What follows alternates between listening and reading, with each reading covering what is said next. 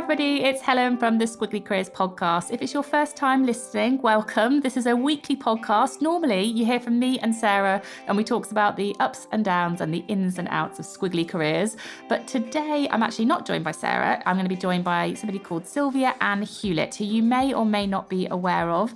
I'll tell you a bit more about Sylvia in a second. And we are going to talk about the topic of sponsorship. And this is part of our Ask the Expert series where we find people to talk to who know a lot about a very specific topic that we think can help you right now in your squiggly career. So let me tell you a little bit more about Sylvia and her work.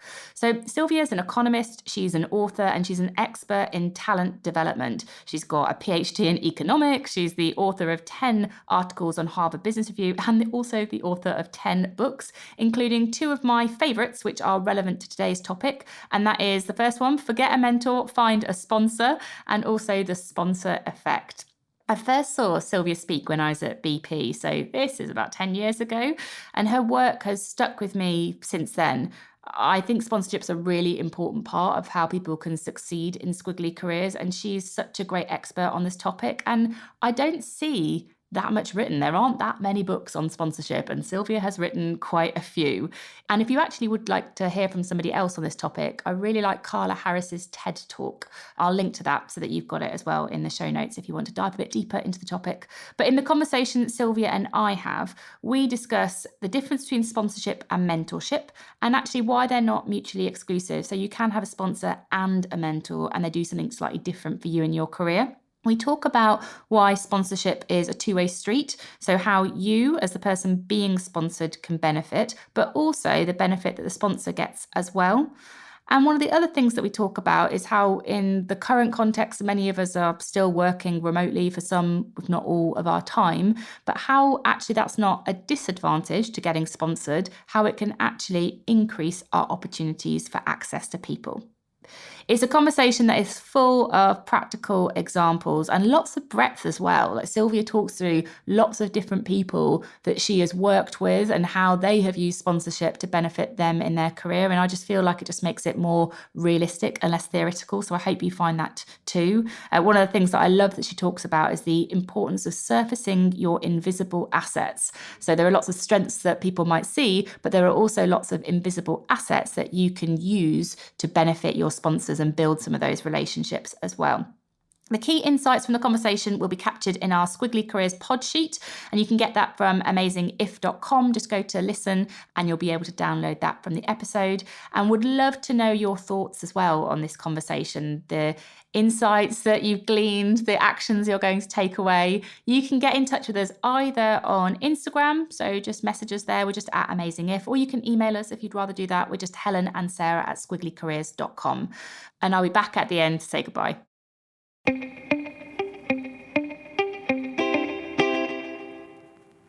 Hi, Sylvia, and welcome to the Squiggly Careers podcast.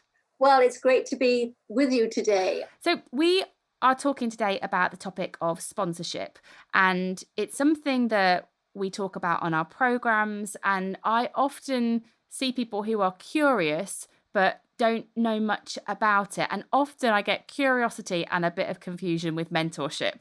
And so I wonder if we start right there, we try and clean up some of the confusion. What is the difference between a sponsor and a mentor? Very simply, mentorship is a gift. A somewhat more experienced person who has a friendly, supportive interest in your progression gives you some advice. Maybe you take some notes, maybe you arrange for coffee in 3 months, but it's about your development and it's advices at the edges. Sponsorship, on the other hand, is an investment. It's a senior person who sits in a seat where they can open doors for you. And essentially, you impress the heck out of them because you do have to give before you get. And then they open the doors. So it's about an exchange of value, if you like. Let me give you an example. Tiger, what a name for a CEO. Tiger Teerjaragan, CEO of Genpact, a big business services firm. He, 3 years ago, decided to sponsor someone called Katie Stein. Why did he want to invest in this protege, right? Well, he was looking for 2 things. He said, look, I want a different muscle, a different voice at our leadership table. I'm looking for a chief strategy officer, can look at the long run, can drive consensual conversations, can bring in knowledge from the outside. He said the problem with us leaders right now, we're all kind of alpha men. We're mostly engineers. We're great, but we got to mix it up. So he was looking for this different muscle. And he said, I also need a woman because we're expanding in Romania. There are all kinds of female technologists in Eastern Europe. We want to become a magnet for them. And, you can't be what you can't see. So unless we have some women at the top who are fantastic, we won't be able to tap into this new talent. So, Katie was up for both those things. She thought it was fantastic that she was truly valued. And what did she get out of it? Well, she had a great career at BCG. She was a very valued piece of that company, but she wanted to be in a real corporation, not just advising, but actually running the show. And becoming part of the C-suite in a big company was a dream of hers. But she also went out of her way to say to Tiger, you've got to have my back. I want you to set me up for success. So what he then did for her, he gave her the prime spot at the big retreat that winter to present to the investors. And he took her out to meet the key stakeholders at the firm. So they were delivering for each other like crazy. It's transactional. I always say that, sponsorship is this two-way street. Now, you can have a mentor as well, because they can be fantastic when you're struggling. It's a safety valve. You can kind of complain to a mentor or have them, sort out some fork in the road that you're dealing with. But the sponsorship relationship is about driving value together. It's about delivering value to each other. It's an investment. I've been familiar with your work since 2013, and yet I see a lot of people still struggling to get a sponsor, and I wonder how much a lack of confidence or an inability to ask for the help is maybe stopping people getting the sponsorship they would benefit from. Well, Helen, this is why I've become very tactical. I've actually got a playbook. How the heck you bring this off? I'll give you an example. I created a video recently around a young Asian woman, 33 years old. Her name is Cheng Wang, working at PIMCO on the West Coast. So what she did, which was a fantastic tactic to deepen what was still a mentoring relationship, but she wanted to deepen it into true sponsorship. So she drifted by her mentor's office one day and she said, look, I've got some assets that you perhaps don't know about, and I can see a way in which it could work for the team and for the company. And he didn't have much time. And he said, well, why don't you just think this through, make a list, and then let's do a 15-minute Zoom. On Friday, I've got some time at 6:00. You present it to me. I mean, I don't have time to, do massive amounts of research in terms of your background. So what did Chen do? She made a little list, just 6 things, 3 things he probably knew about from her performance reviews and from her resume, the fact that she had been salesperson of the year, for instance, a big feather in her cap. But there were 3 invisible assets that were on this list. First off, she spoke Russian. She felt that was an asset these days because the firm was expanding in Russia, and he had no idea. The other thing she said on this list, and she presented it to him via Zoom, is, look, I'm the chairperson of the Alumni Association of the most prestigious business school in Beijing. I've just been giving some virtual conferences. Moderating sessions, organizing the whole thing. I have an amazing network of up and coming, Chinese executives who are a natural market for some of our products. Let's work together and, try and create a new venture. So he was awoken to the power of difference, right? Her ethnicity, right, and the specifics of her background were hidden, somewhat invisible to the firm, but she saw ways to translate this into stuff that could be valuable. And it took a 15-minute Zoom call. And so would you suggest, because I love the idea of making it sort of tactical for people, even though it's a strategic thing to do for your career, you can kind of start tactical, almost to write down your visible strengths, because you've got to believe in those and be confident in them, but then also think about some of your invisible value as well. Yes, because, another example I use in this playbook is a young gay guy. So he was toiling away at Merrill Lynch, in the lower ranks of the wealth management division. And he realized that he had these amazing networks of gay professionals that he had chaired or ran. He was very active in the gay community. And he said, look, gay individuals have very different financial needs. Only 14% of us will ever have children, right? Our needs at age 60 or 70 are quite different. So he again went to a senior woman who was an Indian woman who understood difference in some ways, but she had no idea of this community. And again, he gave her a set of ideas, and then she put him to work. She said, you've got to prove to me that this is a viable concept. I'll give you just a tiny budget. See if you can make stuff happen. I mean, sponsors don't easily lend their credibility, but she honestly had not thought that through. And in that particular case, they grew a whole business for Merrill Lynch because they designed products, right? Financial products that suited, the lifetime needs of a gay couple or a gay individual, et cetera, et cetera. So utilizing the power of your special assets. And it could be, for instance, an amazing knowledge of the New Jersey marketplace. Or in my case, having grown up in Wales, right, which is a very specific context in which one needs to have some cultural fluency to position a message or indeed a product. And so it's not just about what strengths are visible and what value might be invisible. It's also what makes you distinctive and unique. And it's in that you can almost make your pitch to your sponsor for support. Yes, and of course, in a weird way, the remote working that we're all involved in right now make it almost easier because Shen's story happened at the beginning of the pandemic and people were going into lockdown.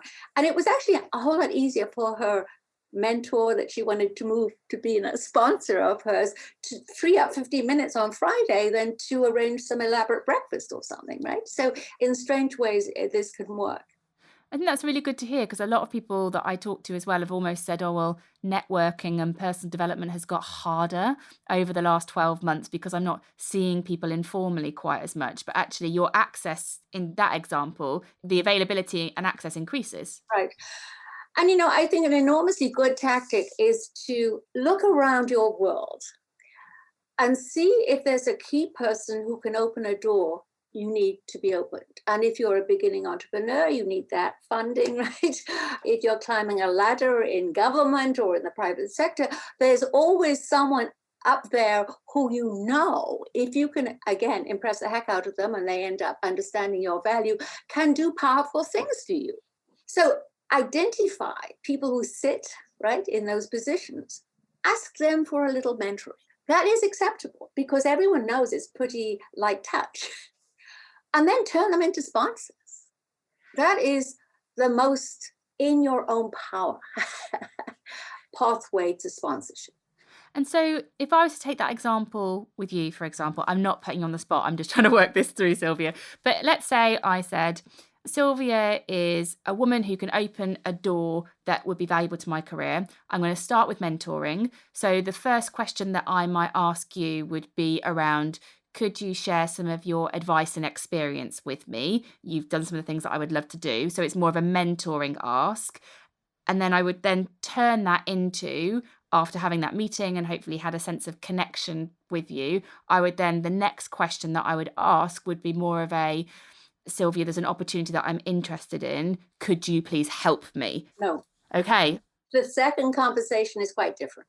Okay. First one is absolutely, that you are seeking guidance and how much you would value it because you identify in some way with the amazing things this person has done and it reflects your own ambitions in life. The second conversation is, what can I do for you? Which is why it is different. And I'll give an example from a few years back. I realized, you always want new sponsors because unless you're 85 and totally checked out, you always need people to open doors, right? This is a lifelong set of muscles that you're building.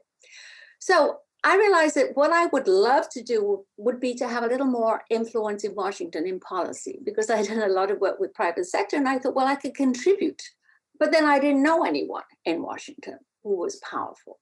So I got out my Rolodex, literally dusted it off. And I found someone called Andrew Kruger, who I had taught with at Princeton, many years ago, who was now the head of the Council of Economic Advisors. And then I thought to myself, you've got to give before you get. So I figured out what I could do for him that would help him. And then I called him. He took my call. He remembered me, which was fantastic, right? And I said, how great to be connected again. I realized that you just had a whole lot of additional project dumped on your shoulders because Obama had asked him to do a whole deep dive into Black women and poverty. And I said, I've done work on that. I can pull some data together and I'll come down and give a presentation because it might help get this thing going. He almost fell off his chair. Because if an old friend, calls you and you're in a position of power, you groan and you think, well, they're going to ask for something. But I didn't. So I did a whole lot of free work for him. I went down and, he was he had very little head count to put on this. So it was enormously helpful to him. And then 6 months later, he made the phone call to the White House to get me on the committee that I wanted to be on. So just in that example, that person in a position of power, and whether it's politics or the private sector or whatever level somebody's at, is there more than a position of power that makes somebody a good sponsor? Like, I'm thinking if someone's listening now and they're like, oh, wow, so I have to ask to help them, and they're scanning around their organisation and they're trying to spot their sponsor. It's someone that can open a door that they're interested in, so they've got access and a position of power. Is there anything else that makes that profile? Well, along with delivering something of value, the other thing that is very, very important in terms of reframing sponsorship is attitude. And again, let me tell a story because stories stick. Melody Hobson, who's now, a pretty famous Black woman in America. She's on the Disney board. She's president of Ariel Investments, which is a financial services firm that only deals with the Black community. She joined that firm straight out of Princeton. And she joined the firm because she had a passion for helping Black families achieve financial security. And she became the chief of staff to the CEO, John Rogers. As he said, look, I expected her to be an amazing performer. I expected her to be on mission and totally committed. But the thing she delivered that made her stand out is that she left her ego at the door. She was willing to, fix a tech snafu or run off to the Chamber of Commerce at 9 o'clock Friday evening to give a speech because he couldn't do it, right? She understood that she was in the business of making that firm and him successful. And, even if you don't have all kinds of special skills or speak Russian, I think it's that attitude of being enormously proactive and leaving your ego at the door so that people understand your enthusiasm and exhilaration at the opportunity to work with this senior person. And the other value add she eventually brought to the table, because then he was ready to give her, all kinds of chances. She designed a whole strategy, which was outreach to women, Black women, because she said, look, it's a different marketplace from Black men in terms of what they're doing on this planet, and they're actually earning better than Black men in the States, et cetera, et cetera. But it was her attitude. He used to call, this sounds strange, he used to call her his grasshopper. So I said to Melody, are you sure I should use that word? It doesn't sound respect-filled enough. She said, no, use it. That's really what I was. Now, obviously, the grasshopper became, the president of the company by the time she was 31. But the attitude bit, I think, is, again, so different. That energy. Mentees are taught to be pretty passive. They ask for help and they take advice. And so you have to change your mindset when you move into the sponsorship frame. And you've got to become indispensable, to this person, let's assume is very busy, doesn't have enough bandwidth, and you can be transformative. And I think maybe that's part of the challenge, because that takes an investment, doesn't it? It takes, if you want to go and be a good protege for a sponsor, then that proactivity, that attitude, that being clear about how you can help and making that offer, that takes an effort. So it's not easy. It's easier to be a mentee and get a mentor. Right. And you can't fake it. There's an authenticity to your passion. I mean, for instance, Melody couldn't fake her devotion to this firm. She really believed that it was making a huge difference. And, you can think about all of the folks in the not-for-profit sector working at shelter or, the Shine Trust. You are there because you love the mission of this place. But that shouldn't disallow you from wanting to be a leader there. The tactics are the same. And so if someone's listening to this now and they've had a bit of an aha moment with that's the difference and that's what I need to do to get the sponsorship that can help me succeed in my career, what would your advice be for the first thing that they should do if they're thinking, okay, I understand this, it's good for my career this year, I want to get started with sponsorship? What do you think would be the first most meaningful thing that they could do to help themselves? Well, I think you need to have two things in your back pocket. One is doing this inventory of your currency in the world, your assets. And it's exciting because you're actually trying to distill the strengths you have. And some of them are hidden, which is why this is incredibly good for diverse individuals, or even people like me that come from, weird, unfashionable pieces of Wales, which had its own burdens. But it's really about lifting up your whole self. And I don't know whether people have seen the Oprah interview of Meghan and Harry, but one thing Meghan said was that in one of her meetings early on in her career as a royal, she was told to tone herself down. They only wanted 50% of her. She was a little much. Oprah said, well, I don't know how that's survivable if you can only be showing 50% of yourself. But that is the experience of, I think many women, many diverse individuals in the workplace. So the example I gave from the young Chinese woman, Chen, I mean, it's a fabulous example. And, there are ways in which creating an inventory of your assets and figuring out what might be valuable in the career that you're building is an amazing exercise.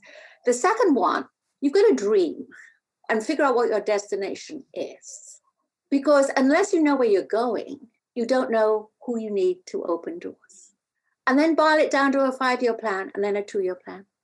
So if I've done that, I've got my dreams and I know the doors and I've really thought about my strengths, are there any other protege pitfalls that you see people, once they start embarking on a sponsored journey, are there any things that you have seen where it's gone awry or gone wrong that people could set themselves up for not those pitfalls?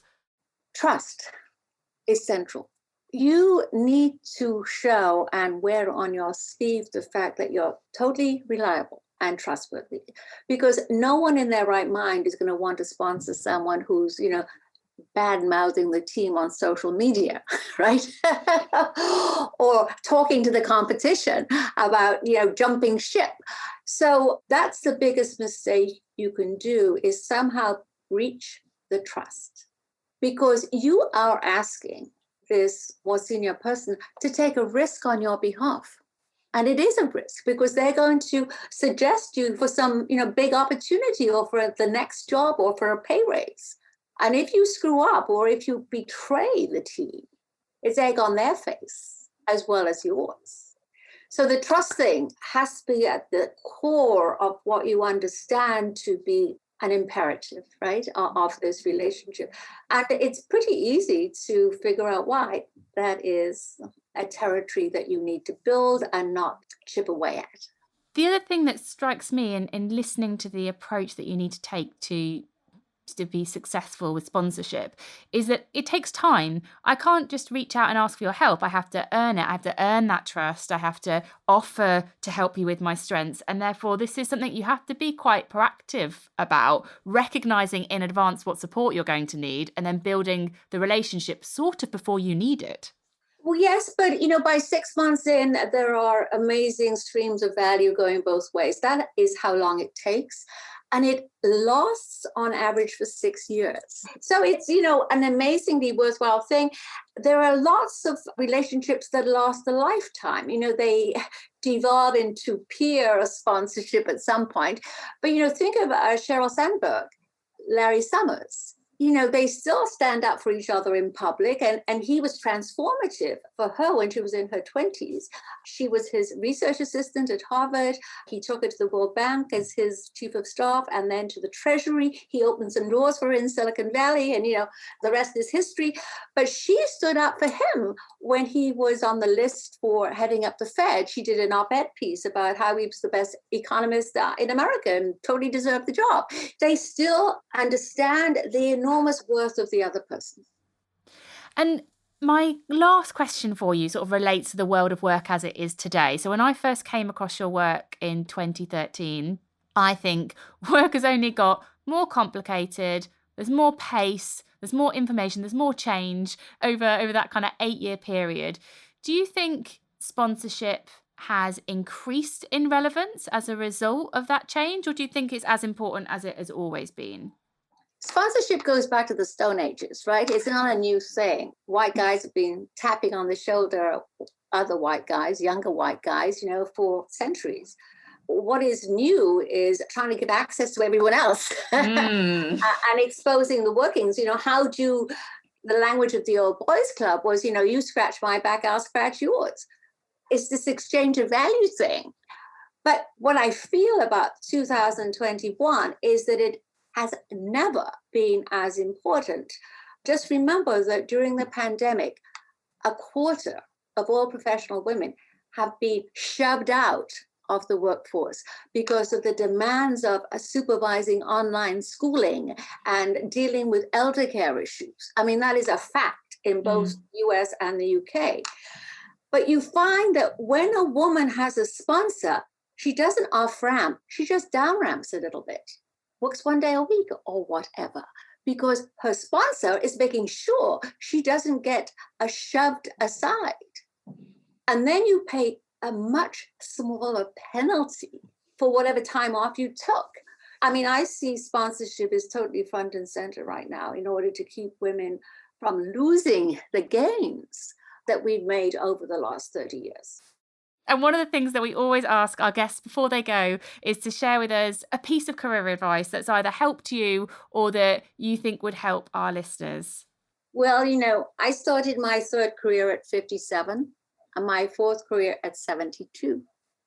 I think we don't realize the delights of having impact and influence deep into our later years. And I'm in the midst of being on that frontier right now. I also had a child when I was 51. So late bloomers, are doing well in this world, and women are very good at all those things.